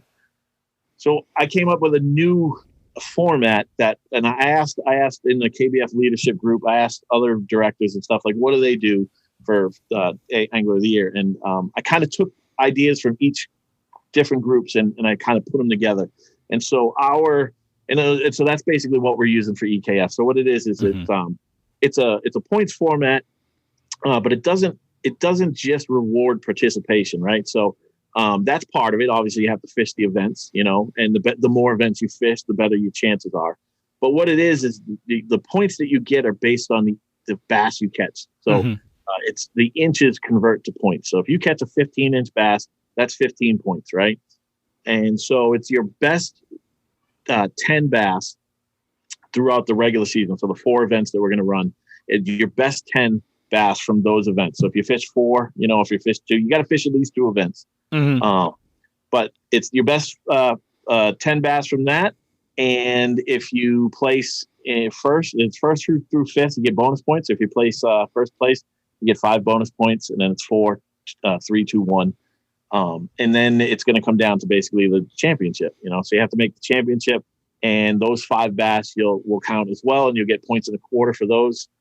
So basically, that's kind of what it is. It's a point system that rewards, again, participation, one, but also, angling, the quality of fish that you catch, which is, I think, more important, Yeah. I mean, anybody can win an event, but if you're consistently catching good fish, even if you're not winning, if you're there catching, up here, 16s, 17s, 18s, that you're going to put yourself in a good position to win Angler of the Year. But you got to be consistent, and then you got to do well in the championship as well. So it's a little different, but I think it's fair, and it's really worked well for us with MAKB and Jason's group, Maniac Anglers. They have a similar format now too. So I think it's going to work well. That's cool. I like that. I think it makes it, like you said, it keeps it a little bit more even, but also I think there's a little extra bump in excitement there too. I mean, you have to look back at all the fish that you're submitting to kind of get an idea of where you are. That's pretty cool. Yep. Yeah. Awesome. Really, every fish matters. Yeah. It's true. Sean, you got anything you want to jump on in with? Yeah, I wanted to talk with the guys about just really providing everyone who's listening a good eagle's eye view of how EKF fits in both regionally with all the smaller trails going on, and how they work with KBF. So obviously a KBF affiliation. So I'm guessing there's a percentage or a number of anglers that will be getting qualifications to the national championship, right? Correct. Yep. Okay. So that's similar to, a KBF affiliate state or local club. So for us, Ken, we're going to have in the MAKB Western Division and in the Eastern Division, a certain percentage of tournament winners or places are going to be designated every tournament, as providing there's numbers. And that's going to be the same thing for EKF, right? Right. Correct. Yeah. And so, we're actually, I guess we're considered the very first kayak KBF partner trail series, right? MAKB and MYA and stuff, those are KBF partners. And they don't really consider that like our trails as being trail partner or partner trail series, right? This one is something new, something different. We haven't quite worked out what that means, what the difference is between a partner trail and a partner trail series, right? And I think there needs to be a distinction between the two, because if you're a KBF partner trail, you get qualification slots, right? So if we're something different, we should get a little bit, there should be something different there, right? We shouldn't just be given qualification slots. So we're still working on that. But yeah, that's it's basically just kind of, Jason wants to jump in. Yeah. So in addition, talking to Chad, we want to be able to reward the partner trails, right? And the people that put on the events. Yep. So what I know, the discussions that I've had with Chad have been around like next year, right? Like this year, the Northeast event, right? There's one down in the Potomac, to me, that's further south, but for the Northeast, it's in Candlewood. And, what Chad is committed to doing is looking at our EKF events. And let's say we blow it out of the water at Cayuga, right? It's 95 inches, tons of participation. The event goes on great, no issues. Everyone loves it. That next year, when it comes time to do a trail event, maybe, he moves that event to one of our EKF partners to be able to host the trail event. And then, right, we could then move into Candlewood or move that Cayuga event someplace else. Right. And, it will reward those EKF partners that put on these events and give them more of an incentive, right? Everyone wants a KBF trail event in their in their area, in their state, with their club, having that affiliation. And, and part of what we committed to Chad is that we would move those events around, right? We have certain partners that we're working with this year, like Maniac Anglers is one, Justin Hosner's group with Fuzzy Guppies, right? Well, next year, maybe we look at Josh Smith's group, right, with Slay Nation, or maybe we look back with Brian Balzer in with Adirondack, right? That we'll include more partners as we switch it around and give everybody an opportunity to kind of host one of these events and show what they're willing to put on. I think that I know you guys have. I mean, when did you launch the page on Facebook? And it's the response has been unbelievable. Yeah, we've been sitting on that page for. This is a funny story. So I created that page months ago. I had events on it. I had other posts on it, all kinds of stuff. And right before, God, it was probably 12:45. We were going to announce it at 1 p.m. on what was it, the 6th, January 6th? Yeah, Sunday. And I was going to go change the privacy settings on it from private to public. And I realized you can't do that. That's a Facebook restriction. If you create a private group, it's private forever. So I'm like, oh my God. So yeah. So in probably about 20 minutes, right? I had to whip together another page, and it sucks because now we don't have the Elite Kayak Fishing URL. So now it's EKF Northeast. Gotcha. Because the original one was attached to that other one. But yeah, I had to put this page together super quick. But it's been around for months. But yeah, we opened it up on Sunday, January 6th. And, that's basically where we post. We just kind of spammed a couple of groups and our own pages, our own groups and stuff. And that's all we've kind of really done. We don't want to push it too much. But we'll probably do it again, get it out there in a couple weeks or so. And for the people that miss it, all the algorithms and all that crap. Yeah. That's pretty good. If, just starting up a brand new page after a snafu like that, the growth is pretty damn good. Yeah. And Jason's like, I told you, because Jason likes to do stuff like months in advance. And I'm like, I kind of like just go, I'll get it done. I got time. Don't worry about it. And, but we couldn't have planned that months ago because we would have been in the same situation. We would have gone to launch and be like, oh crap, man. Can't do this. Yeah, it made a lot of sense in that moment too. Like we were looking up I was looking up how to make it public, and we can't do that because people are posting on these things thinking it's private. And you make it public, it's not good. I'm like, oh, that makes a lot of sense. Yeah, it does, right? So, but beyond that, we haven't had many issues, so it's gone pretty good. We have more articles and stuff that we want to post on the page. To go over things like we went over Angler of the Year. We want to go over qualifications and fishing chaos and some things like that. But, I was going to put one up on Wednesday. I didn't finish it Tuesday night. I was going to finish it Wednesday. And then, all the crap that happened on the Capitol and stuff. And I figured I'd just wait until that died down because you don't want to compete with what's going on Facebook with that because nobody would see it. No, that's true. So we got more stuff that's coming out. Then we'll start putting up some other articles, that are just not necessarily EKF specific, but, kayak fishing specific. So. Yeah, we'd like to get some people involved in like maybe writing blogs. Like I know Adam and I wrote articles that weren't necessarily, EKF related, but, we want to encourage other people in the region if they want to write and they want to, add some content out there maybe to send us some stuff and help us get their names out. Right. I mean, that's what we wanted this trail for. It's not for us, right? It's to give everybody out there, an opportunity to showcase what they can do and, in this regional level. And that's all aspects of it, right? Not just the fishing part, but if they want to get some content out there, send it to us. Obviously we want to look at it before it goes up on the page. Maybe review it, edit it, or have a chance to discuss with them editing it or whatever. But yeah. It's been interesting. Some of the responses we've gotten just from a few folks, and it kind of shows like in the beginning of creating the website and stuff, we're talking about some articles about like, just some of the basics or some tips for traveling and just like preparing for tournament stuff. And surprisingly enough, I mean, I don't know that we had new kayak angler, competitive kayak anglers in mind when we were creating this trail, but we've had outreach from folks saying that this is kind of finally their thing that they're going to make a jump at, they're going to get into.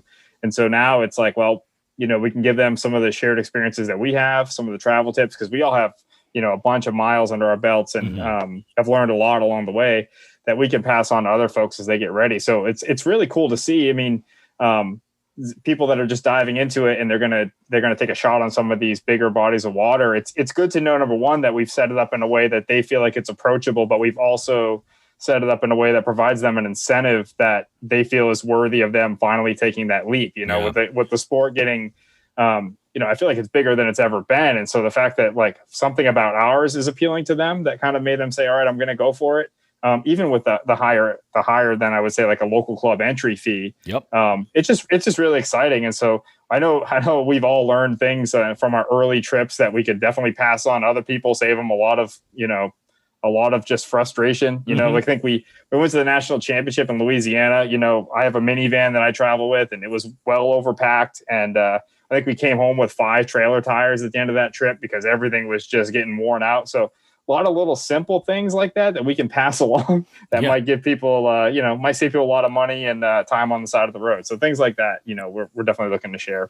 Adam, you make a really good point there, like using the experience of the, obviously the more experienced anglers who are doing this, but there's got to be a group of people that are, I don't want to say like, for lack of a better term, I'll say like the weekend warrior that wants to give this a shot and get on some big water and at least do so with an organization and other anglers that maybe they trust. It gives them that experience, sort of that like, I'm going to, tackling bigger water, but 2, the travel end of it. That I think would be a very helpful episode just alone. Like, what does a kayak angler need to plan for when they're hitting the road for a handful of days to pre-fish and then fish a tournament, things like that. That could be a great episode. We should talk about that.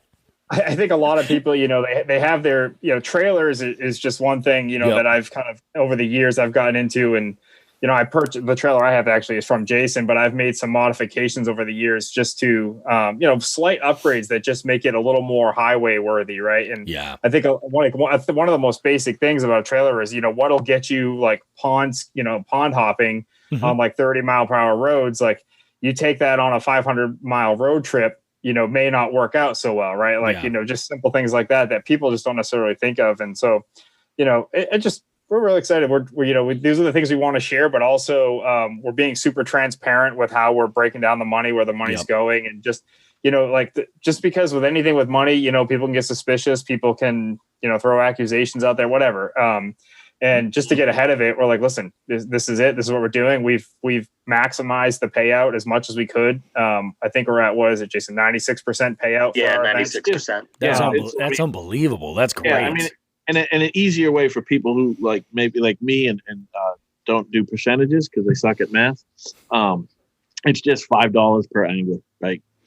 So entry fee is $125. We pull $5 out of that. It goes to all the other stuff, admin fee, which is trophies, banners, paying judges. Yeah, paying judges. We're going to pay judges. We're not doing the judging.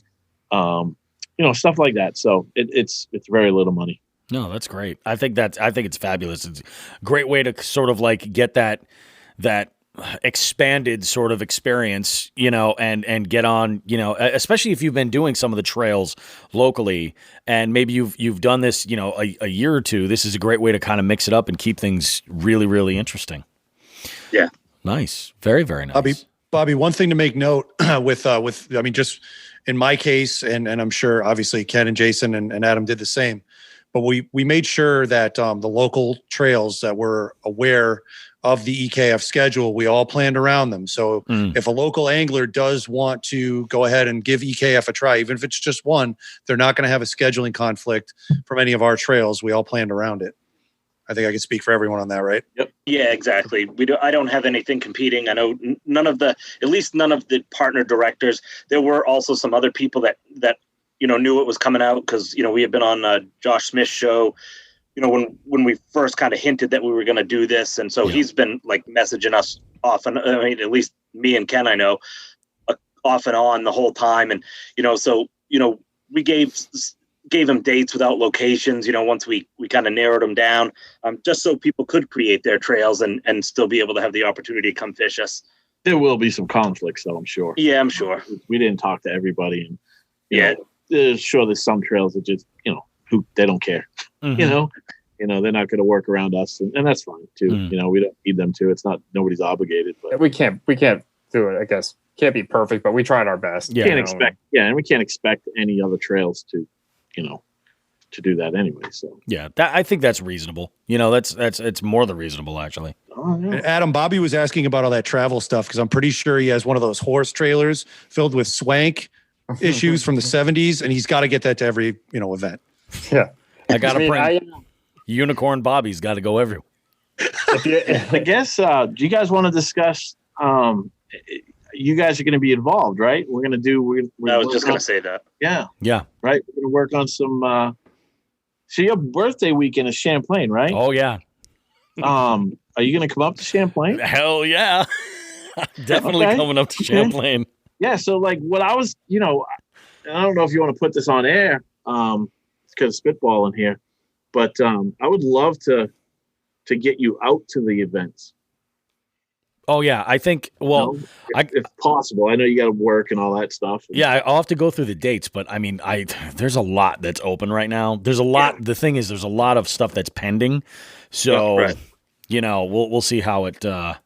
Yeah, because I mean, so we're gonna have the place we're having for tournament headquarters in Winnipesaukee. That's a community center. Yeah, right. It's got a stage and everything. So I mean, it's not that I want you to sit somewhere all day, Yeah. But being there to do the, if you wanted to MC the event kind of deal. Oh yeah. Or and again, talk to the anglers on the water. I would love to do something like that. Or we can do. I don't know if you saw any of the 5 Live footage that we did earlier in the year with Scott Butcher and stuff, where we had our phones. Facebook Live on our phones. He was using that's right. Be Live. Yep. But yeah, he had us all on, and we were just fishing, right live on video for everybody. We could do stuff like that. Get a couple of us that are willing to do that. Yeah, I'm definitely down to do that. No issues. That would be really cool. Yeah, and if you guys want to plan some type of I know it's tough with the CPR tournaments where you've got. You've got judges that could be technically judging it live, but your final results might not be until later. So doing an announcement afterwards or something. But yeah, if you guys want to, depending on, again, a lot of that stuff is also dependent on how things look in 3, 5 months, 6 months, something along that. What's happening COVID wise. But I'm all about it. If you guys want to do a final, I don't know, an end of reception or something like that, or anything, build it around. I don't know. I mean, I don't know. We'll have to obviously see when you're paying judges too. That tends to get things done a little quicker. Yeah, we want to do an award ceremony. We want to give out trophies and everything. There's going to be a dispute period, but hopefully we have some judges that are doing their job and. We can look at photos. We're going to set it up so that, because we want to fish these events, right? Yeah. So it's something that we're talking about because we know that there's going to be kind of an issue, and there's always people out there that don't think the tournament directors should be able to fish the same events, right? And there's some just local clubs that don't do that, which is crazy to me, right? Yeah. But this is a little bit bigger, so we're trying to figure out ways to where we can kind of set the anglers' minds at ease a bit with that if they have any issues. Yeah. So hiring another judge, which we'd probably use, like a KBF judge since they're certified and all that stuff. Yeah. Pay the judge for that. We'll have Fish and Chaos set it so we can't see the. We're not set up as judges, during the event, but then after the event, they'll set us. They can add us back into it. But they have a feature called Heat Map, which is where. You just get a big blob of the area they were, right? And it's a huge area. So there's no pinpoint GPS. So we set that sort of thing up. I think we'll be good. No, yeah. I mean, I think it's something worth talking about. It's something that we're exploring, but we want to make it basically, it kind of comes down to transparency. Yeah. We created this tournament, and though it's grown, what Adam didn't say is that Jason and I had talked about this years ago. In fact, me and Justin Hausder and a couple other tournament directors had tried to do a big regional event back in 2017, I think. And actually, it was weird. It wasn't. The thing kind of fell apart, right? And but they did hold an event, a small group of people. And then the following year, nothing happened with it. It was canceled, and then it was called the New England or the Northeast Kayak Fishing Classic. And the following year, when we kind of started talking about it, I'm like, holy crap, wait a minute. I have this, because I created the logo for it, right? So I'm like, I have this logo. Let's not let it go to waste, right? So we changed it to the New England Kayak Fishing Classic. That was going to be the same concept. It was going to be one event, but it never went beyond that. I changed the graphic, the logo and everything, and then we just never did it. And then last year, we actually had the trail planned. And it was going to be the same thing. I think we went back to Northeast Kayak Fishing Classic or Kayak Fishing Tournament Series. I guess we changed it to. Anyway, but we actually had we had dates planned and everything like that. A lot of them were going to be like co-events where like Brian Balsa's group would have an event on Lake George, and it was going to be that, a dual event type deal. Oh, okay. Yeah. But, it was something smaller. And, but then, COVID hit, so we had to cancel it because we had two events canceled right out the gate. So we just canceled the whole thing, which was almost a blessing in disguise, I think, because this series now with KBF getting rid of the regional, their regional trails, it kind of made us step up our game a bit and make this more of something that you would see on a national level, but in a region, on a regional scale. Yeah. Something bigger, so it's a little bit of a bigger event, but I think that it's still, we have that local trail mentality where, we still want to fish it too, even though it's a little bit bigger than what originally was we planned. We definitely want to fish it.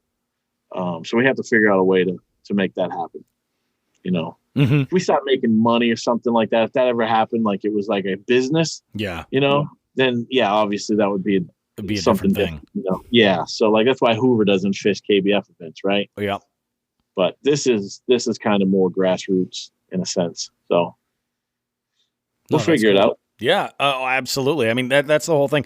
It is kind of interesting the way you describe it, how like the KBF regional stuff sort of just dissipated and luck of the draw. This was kind of waiting in the wings to kind of fill the void.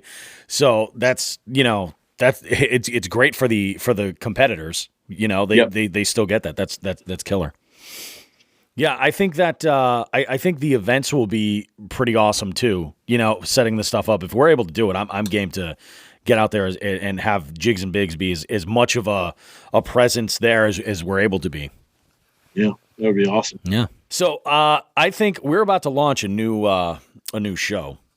And it's a little bit more focused on the entertainment, but specifically one spot.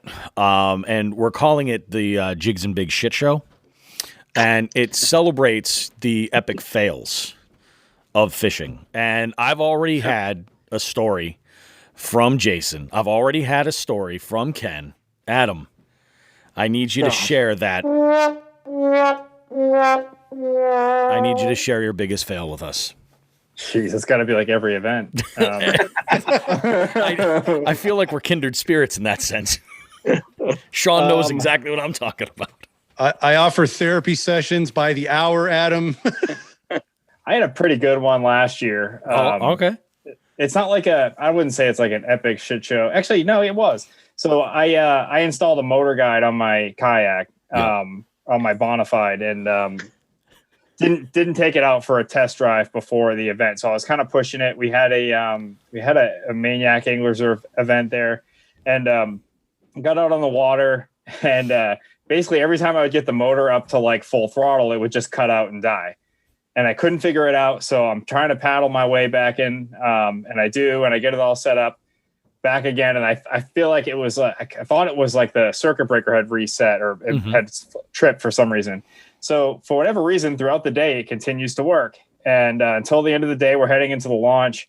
I can't even remember what we were on, Jason. I can't remember what body of water that was. I think it was Wilson, wasn't it? Or Crescent? Wilson, or Crescent. Yeah. But anyways, I was in the middle of the main lake, and I have two boats coming at me full speed, like from either side. And I hit full throttle because I'm like, I got to get my ass out of here. And without fail, cuts right out dead in the middle of it. So I'm trying to pull the motor up because it's already heavy enough to paddle. But like with the motor in the water, it's next to impossible. Not to mention it's pulling you in different directions because the motor, it's remote controlled. And of course I can't control it anymore. So I'm trying to get it out of the water and then start paddling my way through. And it was just like, thankfully they saw me because despite my best efforts, I maybe moved 10 yards.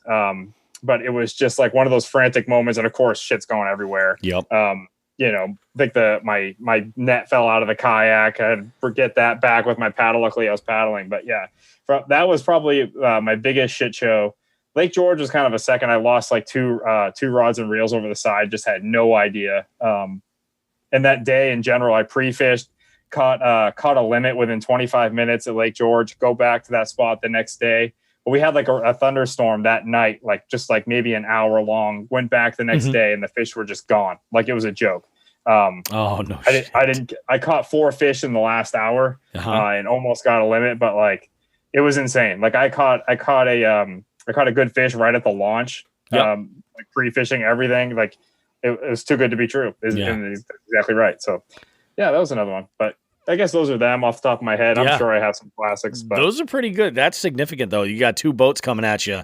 That's a serious moment when you're like, son of a bitch, you know? Yeah. Yeah. And it's like, on all the lakes you go to, there's always idiots out there. Yep. And, in that moment, you just kind of wonder, like, is this the idiot of the day? Right. Like, is this one of these two, the idiot, and that's how I'm going to die. Yeah. And so you just don't know. Damn, that's rough. That is rough. Yeah. And I spent hours trying to figure out the wiring of that motor. And my brother-in-law comes over and noticed that the wire in a negative terminal, which is the only wire I hadn't checked. I used the heat shrink lead solder connectors, which are fantastic when you get them right. But he was like just messing with the wire. And the one thing I was doing was just seeing if it was loose. He started like pulling it, like stretching it almost. Mm-hmm. He noticed that as soon as he would pull it apart, then the motor would die out. And what happened was the 2 wires weren't all the way in the connector. So when the boat would hit full throttle, it would stretch the wire just slightly and pull it away. And so that was just it. Because I have the battery in the back of the kayak and the motor in the front to balance it out. And so when the motor would kick in, the battery would lean away from the plug outlet just slightly, and it's barely anything, but it was just enough, and it would cut it right out. So I'm sitting here thinking like the voltage is too much, all this stuff, and it was just gravity the whole time and bad wiring. At least you figured it out. That's the kind of problem though that it'll have you pulling your hair out. You'll be like, son of a bitch, what the hell is this? And it at did. least you were able to find it. Yeah, and I had to trim like the shaft of the motor guide, so I was like, don't tell me I nicked the wire, goddamn $1,000 motor, man. All this stuff.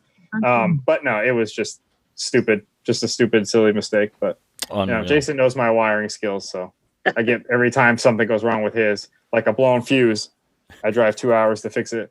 Yeah, I can't. I'm not electrical. I don't do electrical.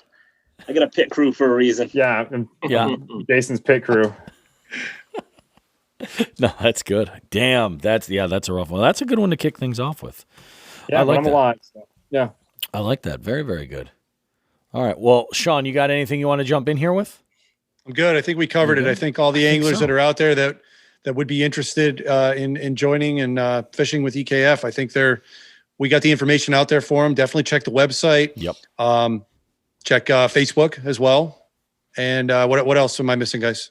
Yeah, I mean, they can reach out to really any one of us too, right? If anyone has a question, if they don't want to post it on the group page, right? Maybe they think it's it's an amateur question or something like that, and they don't feel comfortable posting. Any of the 3 of us will be more than happy to help out. Yep. And you can register. You can register for any of the events now, except Hopatcong. I took that off. Hopatcong, or however you pronounce it. I said I don't even try. I took that one down. Mainly because we're going to be switching it, right? Mm-hmm. The date will stay the same, but the location will not. And then obviously the championship, you can't register for that until you qualify. So, yeah. But if you want to get ahead of it, and you got money, right now, you can register. Absolutely. Website is elitekayakfishing.com. Go check it out. Check them out on Facebook. Follow that page. Get involved. If you guys want to fish some big water and get that sort of like tour experience of being on the road and getting out into an area where you're maybe not so experienced or comfortable, great opportunity for you. Gentlemen, thanks for doing this. This is pretty awesome. It's a great opportunity. And I think we're probably gonna have a pretty good 2021, a busy 2021, if nothing else. Yeah, absolutely. Thanks for having us, guys. Yeah, thanks a lot. Appreciate Awesome, the time. guys. Thank you. See you. All righty, take care. See, guys, that was a fantastic and very informative interview. It was great getting Adam onto the show with both Jason and Ken to talk everything EKF. This is going to be a huge spring and summer. It's going to be a lot of fun, man. It's going to be a whole lot of fun. And I'm looking forward to that Champlain trip. Yep. I really am. That was perfect timing. Thanks, guys. I appreciate you putting that together. That's the perfect excuse to go and spend my birthday weekend on Lake Champlain. That's going to be good. Nude. Yeah, certainly nude. Possibly nude. Yes. There is one thing that the Mighty Bobby Roast Beef did neglect to bring up, and I made a note about it, but we were having such a great conversation about EKF that I totally had forgotten about. So some of you guys might be aware of this. Maybe you follow the accounts that were involved with this whole thing, but there was a meme that had come out just a few days ago, and it was a meme from Fat Cat Newton.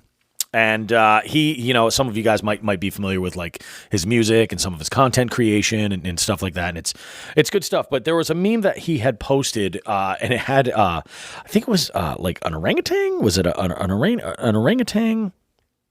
Yeah, I think it was, and it was chasing a little girl, and the meme read the orangutan it was an orangutan on a tricycle chasing a little girl, and over the orangutan it says "me and my boat," and the little girl it says "kayakers," and she's screaming and running away, and this pissed a lot of people off. Like they got all kinds of bent out of shape, and I guess that word had people had brought it up to Chad Hoover, and then Casey Reed jumped on and started posting some memes of his own. And there was talk about like Casey and Fat Cat Newton doing a boat versus kayak challenge, like something like that. And I'm just curious. I again, my own stupidity for not mentioning it with the EKF guys. I would have loved to get their feedback if they even, maybe they didn't even pay attention to it. Who knows? But I'm curious, guys, what you think about all this stuff. I know that this meme was done in good, clean fun, and I think actually all parties have come out and said that it's all in good, clean fun, and they're just having a good time. But people get really upset about stuff on the internet. They get really upset about things that they're passionate about, and I get that. I totally do. But where do you weigh in? Like, what's the deal? I personally speaking, I got to tell you. I think that the thing that's got to go in 21 is versus when you're talking about apples and oranges. You know what I'm saying? I think you can't really compare two things that aren't equal in that sense. You know what I mean? So who cares if somebody has a good laugh here and there, or tries to make something funny or make light of something? Who cares? Who gives a shit? But that's just me. I'm curious to see though what you guys know, because I mean, from the sound of it, people were getting really up in arms about it, like, oh, that son of a bitch, I can't believe it, And that's just the internet, but I'm curious. So if you have any kind of a comment one way or the other, go ahead and drop us a DM over on Instagram or hit us up at jigsandbigs.com. Just let us know, weigh in. How are things? Another thing I do want to mention here, and that we finally had gotten one of these, was a voice note from our good buddy Road Warrior Nick. He sent us a voice note after listening to the podcast. Whoa, hold on. Not Road Warrior Nick. Roadkill Nick. Roadkill Nick. See, I don't know. You haven't caught on. I've been trying to make it a different title every time. Oh, have you? I'm sorry. No, it's okay. It's all right. I was just waiting for somebody to call me on it, because I started with the Deer Slayer, and then we started with Roadkill, and then I went to Deer Slayer, and then Deer Slayer was the name of my my dad's old 12 gauge, and then, which I should say, I don't think he's ever taken a deer out with the thing ever. So it's just a cute name. And then Road Warrior was the one I was just coming up with. But yeah, it was really cool because I'm like, oh, that's really, really great. He left it a little while ago. Unfortunately, I'm an idiot and I got to it kind of after the fact. But we may tack it on the end of the show for you, just for S's and G's or shits and giggles, as the kids like to say. Speaking of stuff tacked on the end of the show, this is the last time I'm going to say anything to our adoring audience, who I adore as well.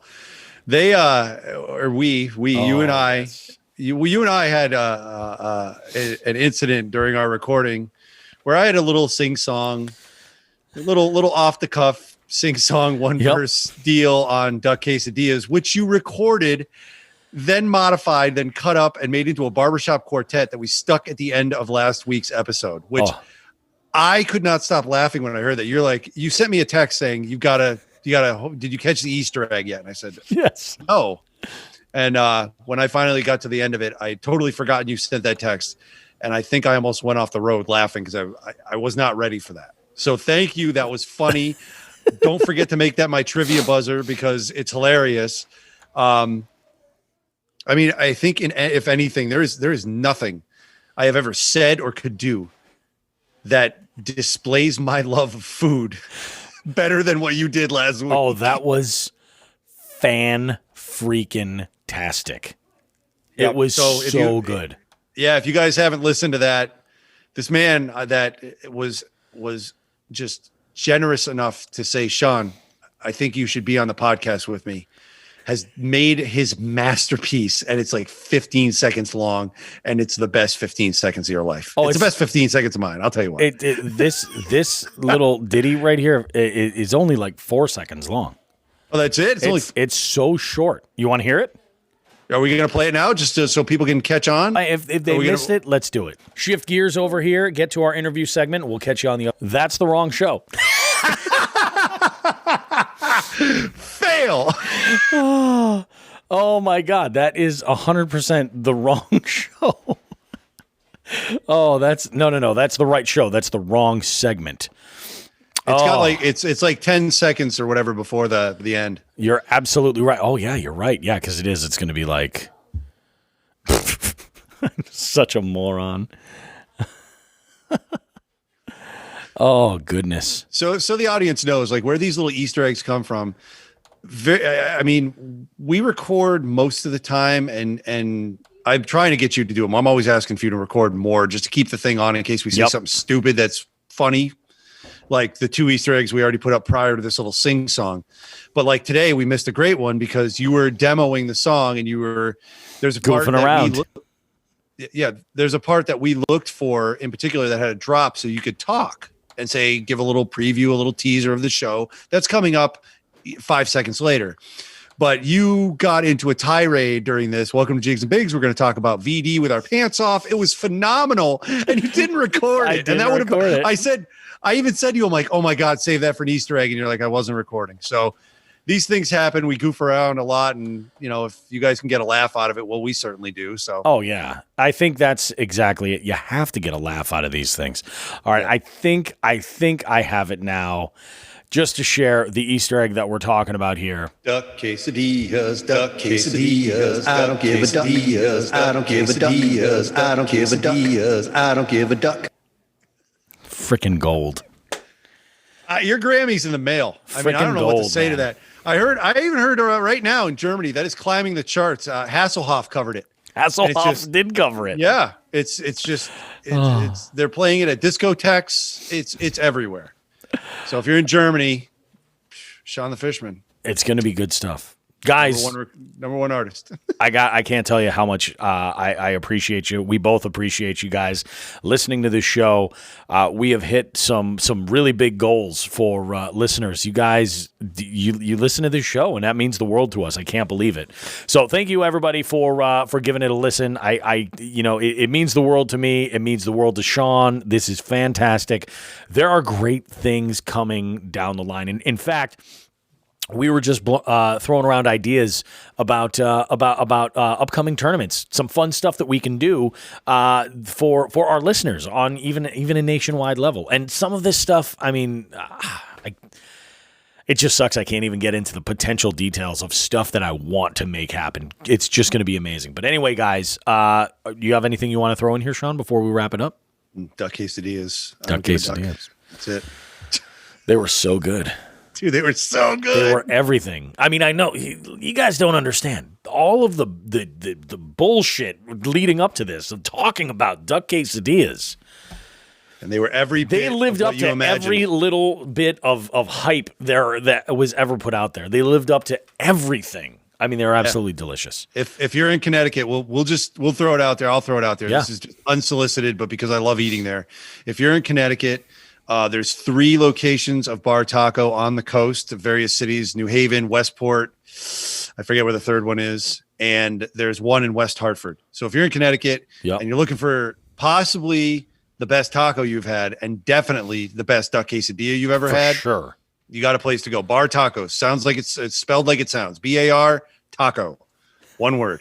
If you don't know how to spell taco at this point, I can't help you. Taco.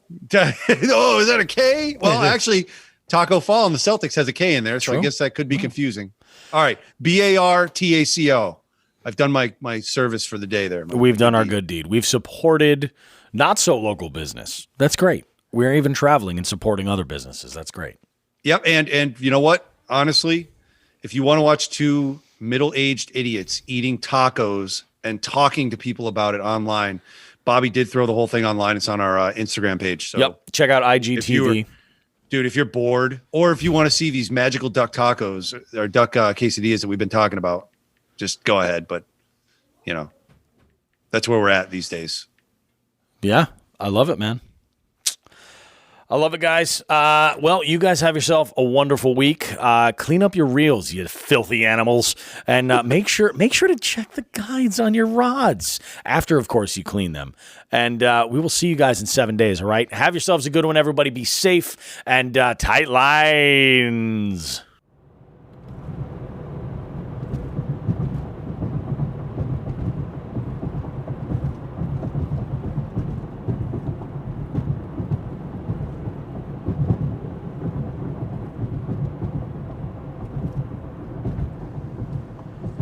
Yo, Jigs and Bigs.